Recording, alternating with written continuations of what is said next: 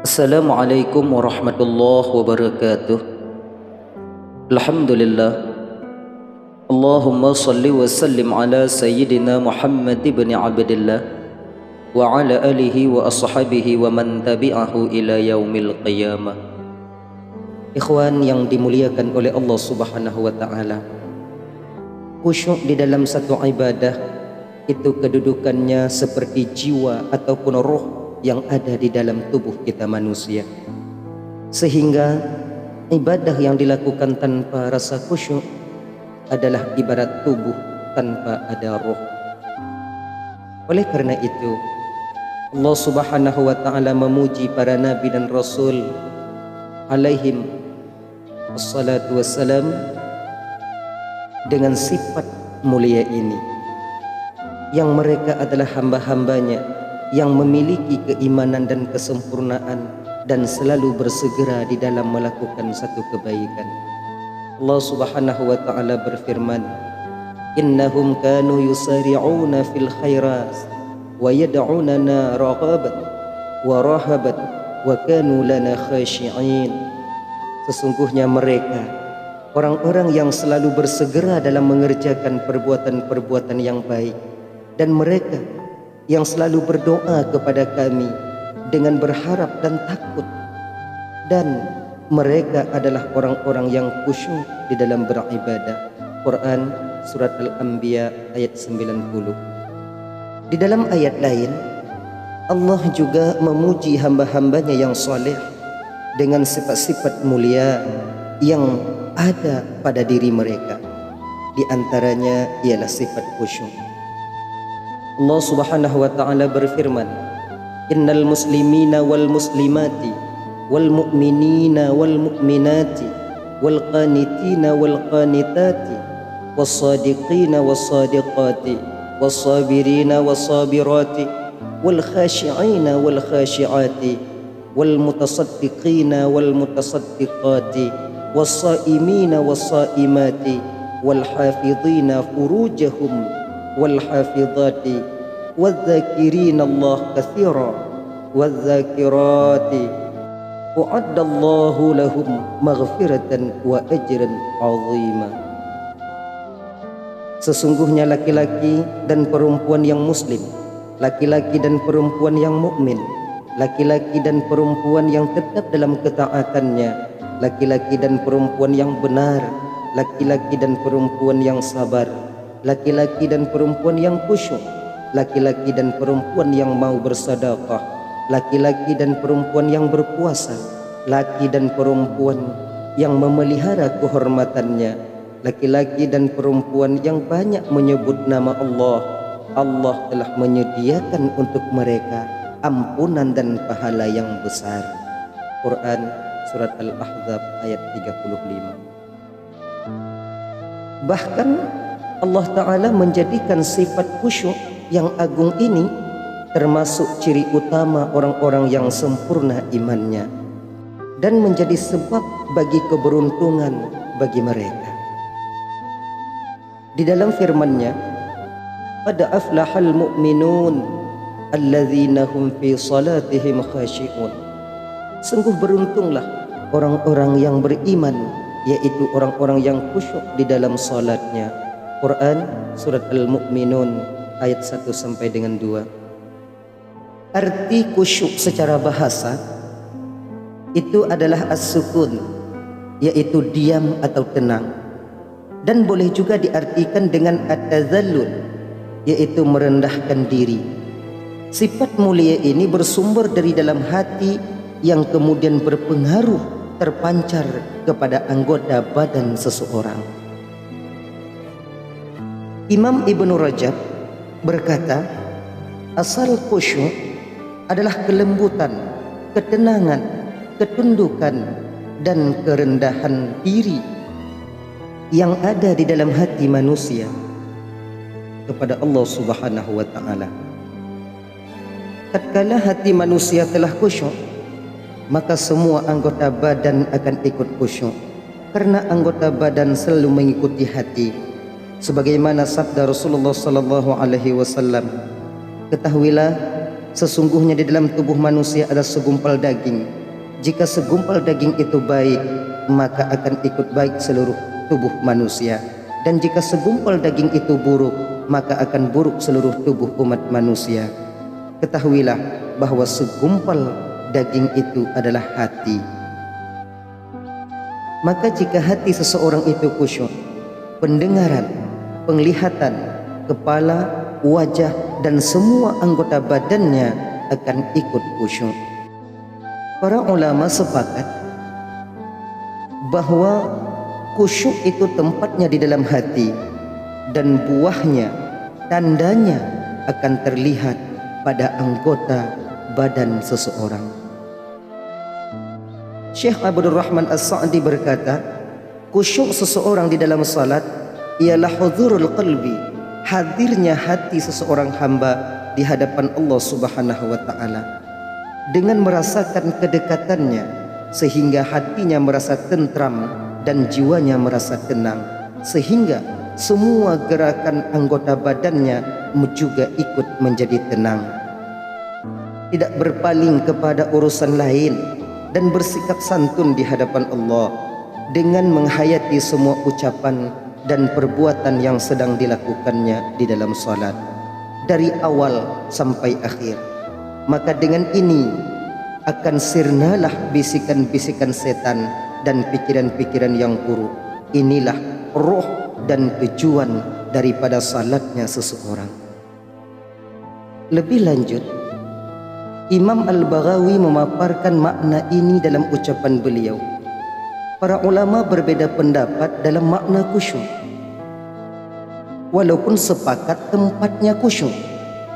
Ibnu Abbas radhiyallahu anhu berkata, orang-orang yang khusyuk adalah mereka yang selalu tunduk dan merendahkan diri di hadapan Allah Subhanahu wa taala. Imam Hasan Al-Basri dan Imam Qatadah berkata, mereka adalah orang-orang yang selalu takut kepada Allah. Ada juga yang mengatakan orang-orang yang khusyuk adalah orang-orang yang merendahkan diri kepada Allah Subhanahu wa taala. Juga ada yang meriwayatkan khusyuk adalah menundukkan pandangan dan merendahkan suara. Ikhwan yang dimuliakan oleh Allah Subhanahu wa taala, khusyuk artinya mirip dengan khudu'. Cuman khudu' ada pada anggota badan, sedangkan khusyuk ada pada hati, badan, pandangan dan suara. Allah Subhanahu wa taala berfirman, wa khasha'atil aswatu lirrahman, dan pada hari kiamat khusyuklah, merendahlah semua suara kepada yang maha sempurna. Quran surat At-Taha ayat 108. Khusyuk adalah buah manis daripada ilmu yang bermanfaat. Di dalam sebuah hadis yang sahih, Rasulullah sallallahu alaihi wasallam pernah berdoa, ya Allah, sesungguhnya aku berlindung kepadamu daripada ilmu yang tidak bermanfaat, dari hati yang tidak khusyuk, dari jiwa yang tidak pernah puas, dan dari doa yang tak dikabulkan. Di dalam hadis yang agung ini, Rasulullah sallallahu alaihi wasallam menggandingkan 4 perkara. Yang pertama, ilmu yang tidak bermanfaat. Yang kedua, hati yang tidak khusyuk. Yang ketiga, jiwa yang tidak pernah merasa puas. Dan yang keempat, doa yang tak pernah dikabulkan. Sebagai isyarat bahwa ini sebagai tanda yang buruk bagi orang yang memilikinya. Imam Ibnu Rajab Al-Hambali berkata, hadis ini menunjukkan bahwa ilmu yang tidak menimbulkan sifat khusyuk di dalam hati seseorang, maka ini adalah ilmu yang tidak bermanfaat adanya. Juga hadis ini merupakan argumentasi yang menunjukkan bahwa sifat khusyuk adalah termasuk buah yang manis dan agung yang timbul dari ilmu yang bermanfaat. Lebih lanjut, Imam Ibnu Rajab menjelaskan keterikatan antara ilmu yang bermanfaat dan sifat khusyuk di dalam ucapan beliau. Ilmu yang bermanfaat adalah ilmu yang merasuk dan menyentuh hati manusia, kemudian menumbuhkan di dalam hati, yaitu sifat ma'rifatullah, mengenal Allah Subhanahu wa ta'ala dengan nama-namanya yang maha indah dan sifat-sifatnya yang maha sempurna, dan meyakini kemahabesarannya. Demikian pula rasa takut, pengagungan, pemuliaan dan cinta kepadanya. Tatkala sifat-sifat ini telah menetap di dalam hati seorang hamba, maka hatinya akan khusyuk, lalu semua anggota badannya pun akan ikut khusyuk, mengikuti kekhusyukan hatinya seseorang. Inilah keutamaan khusyuk yang merupakan buah utama ilmu yang bermanfaat, sekaligus merupakan ilmu yang pertama kali diangkat oleh Allah Subhanahu wa ta'ala dari permukaan bumi ini. Sebagaimana dalam hadis riwayat daripada Abu Darda radhiyallahu anhu, bahwa Rasulullah sallallahu alaihi wasallam bersabda, yang pertama kali diangkat oleh Allah dari umat ini adalah sifat khusyuk, sehingga nantinya kamu tidak akan melihat lagi seseorang yang khusyuk dalam ibadahnya. Sifat khusyuk dituntut dalam semua bentuk ibadah dan ketaatan kepada Allah Subhanahu wa ta'ala. Namun di dalam ibadah salat, sifat yang agung ini lebih terlihat wujud dan pengaruh positifnya. Sebahagian ulama menjelaskan bahawa khusyuk di dalam salat itu yaitu hudhurul qalbi wa sukunut jawarih. Hadirnya hati seorang hamba, kemudian anggota tubuhnya dalam keadaan diam dan tenang. Sebahagian ulama yang lain juga mentafsirkan bahawa khusyuk di dalam salat yaitu diamnya anggota badan yang disertai dengan ketenangan di dalam hati. Maksudnya menghadirkan, mengkonsentrasikan hati di dalam salatnya dan menjadikan anggota badannya tenang, maka tidak ada perbuatan yang sia-sia dan bermain-main di dalam salatnya itu sendiri. Disertai dengan hati yang hadir, berkonsentrasi menghadap kepada Allah Subhanahu wa ta'ala. Tatkala hati seorang hamba menghadap kepada Allah Ta'ala yang maha mengetahui isi hati itu sendiri, maka pasti seorang hamba tersebut akan meraih kekhusyukan di dalam salatnya dan memusatkan pikirannya kepada zat yang sedang ia bermunajat kepadanya, yaitu Allah Subhanahu wa ta'ala. Kalau demikian, khusyuk adalah sifat rohani dalam diri manusia yang menimbulkan ketenangan di dalam hati dan anggota badannya. Imam Ibnu Katsir menjelaskan bahawa manfaat dan faedah besar dari salat yang khusyuk dalam membawa seorang mukmin untuk merasakan kemanisan iman dan menjadikan salatnya sebagai qurrata a'yun, penyejuk, penghibur dan penentram jiwa baginya.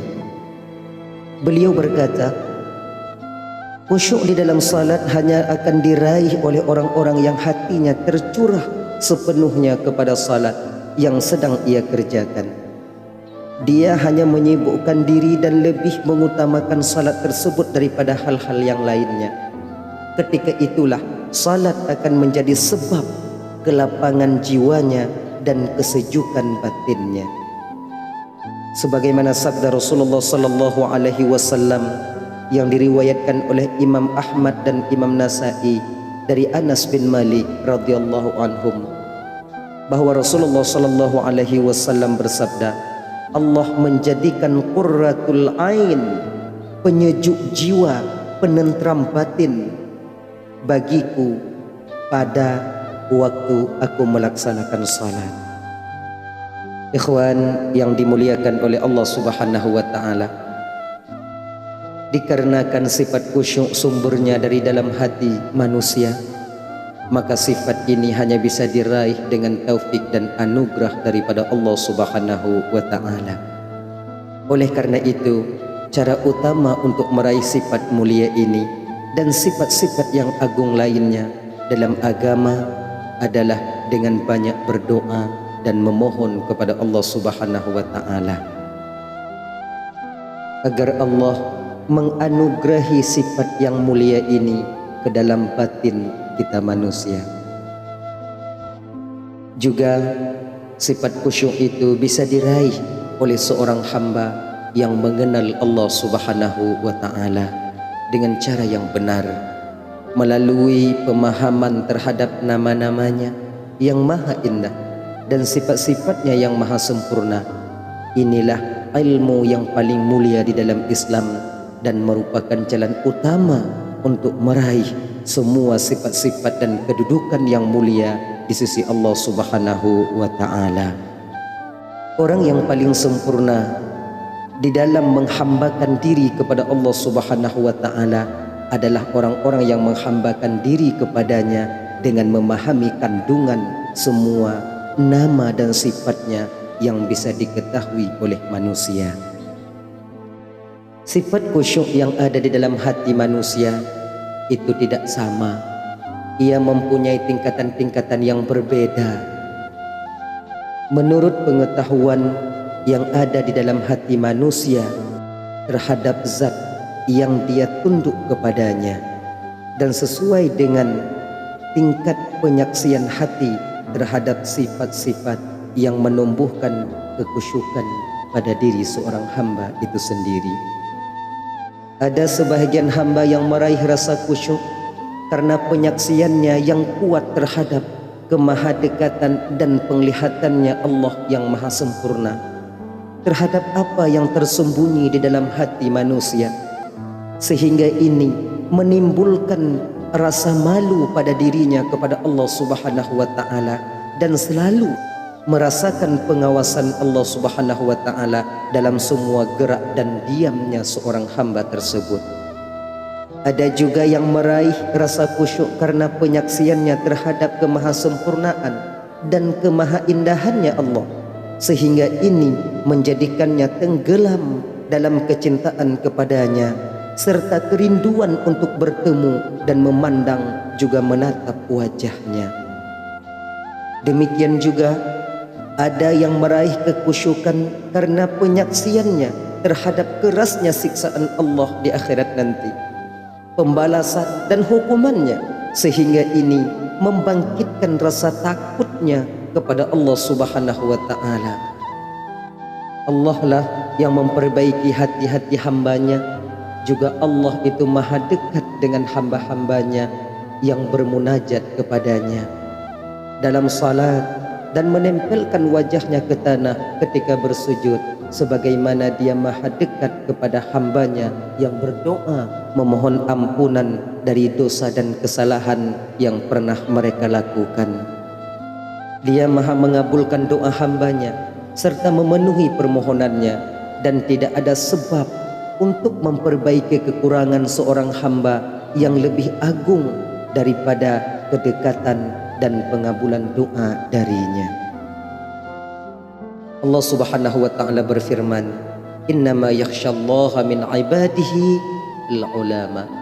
Sesungguhnya yang takut kepada Allah di antara hamba-hambanya hanyalah orang yang berilmu, yaitu mereka yang mengenal Allah Subhanahu wa ta'ala. Quran Surat Al-Fatir ayat 28. Imam Ibnu Katsir berkata, arti ayat ini hanyalah orang-orang yang berilmu dan yang mengenal Allah memiliki rasa takut yang sebenarnya kepada Allah Subhanahu wa ta'ala. Karena semakin sempurna pemahaman dan pengetahuan seorang hamba terhadap Allah, zat yang maha mulia, maha kuasa dan maha mengetahui, yang memiliki sifat-sifat yang maha sempurna dan nama-nama yang maha indah, maka ketakutan hamba tersebut kepadanya semakin besar pula adanya. Ikhwan yang dimuliakan oleh Allah Subhanahu wa ta'ala, mudah-mudahan video ini menjadi bahan renungan bagi kita, agar kita bisa menjadi hamba Allah dalam keadaan khusyuk dalam kita menyembahnya. Amin amin ya rabbal alamin. Assalamualaikum warahmatullahi wabarakatuh.